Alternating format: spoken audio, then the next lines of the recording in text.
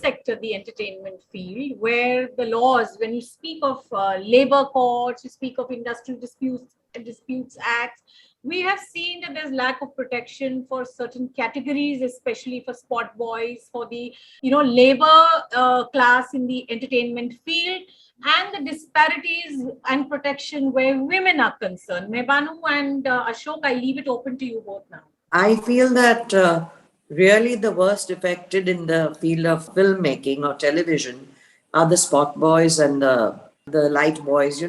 They work so hard and they are very often treated very badly. I'm ashamed to say by big stars, I've seen people being so rude, and it just makes my blood boil.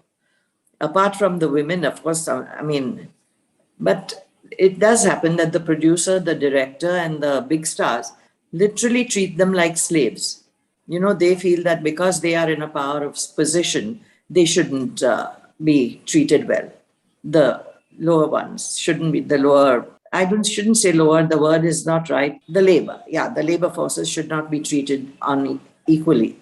Another thing I felt when we were discussing about transgenders, the government has done nothing to really empower these people, to educate them so that they don't run from traffic light to traffic light. There are very many of them who are highly educated, who even represent us in the United Nations conferences.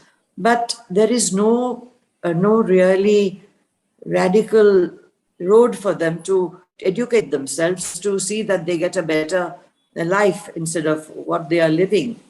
It's very sad, but I always keep some money in my car because these people have to literally go home every night and give the money to the guru, who is the head of the adda or whatever it is called. And if they are not given that, I've seen films when I was a judge at the film festival for the gay LGBT community, and if they don't give a certain amount of money, they are whipped, they are not given food, and it's a terrible situation. And I feel that the government is really doing nothing for this class of people. No, I feel even in films, they are used as a point of ridicule. They're not treated with respect. They are human beings after all. Absolutely. No matter what their sexual orientation is. Some of them manage to get out of the rut only because they have very supportive families. Yeah. But the others don't have that. And therefore, there must be a program for them. And I feel your organization should work towards that, to educate their children. They don't have children, but whoever is, in that community, there should be senior classes. There should be educated people trying to educate this group of people. So, ma'am, I just wanted to add to your thought process that what has happened, and I can speak from corporate world perspective, that corporate has awakened to this fact that we need to do something for this community. And they have now consciously kept quotas for hiring people from this community.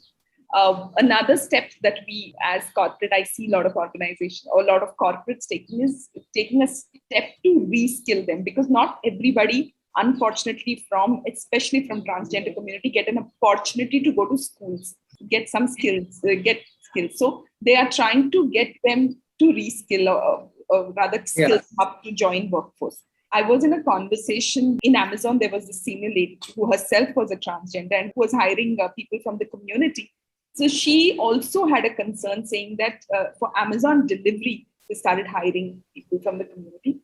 Unfortunately, it did not work well because they said that they make money more on the signals rather than take salaries from Amazon. So that was also a disconnect. So there are deep-rooted problems. So it is both ways. And push. None of the delivery people in Amazon make any kind of money. It's very sad. I'm sorry to say that, but it is one big, sham. So there are a pull and push which was happening. But the point I wanted to make is that at least many corporates, especially corporates who want to give back, and considering CSR is a big part in various organizations now, they have awakened to the fact that they have to do something for this community. That's a good news. Now, how organizations like us can help them do that, because many of them do not have the directions, do not understand what needs to be done. So we are trying to support from that perspective.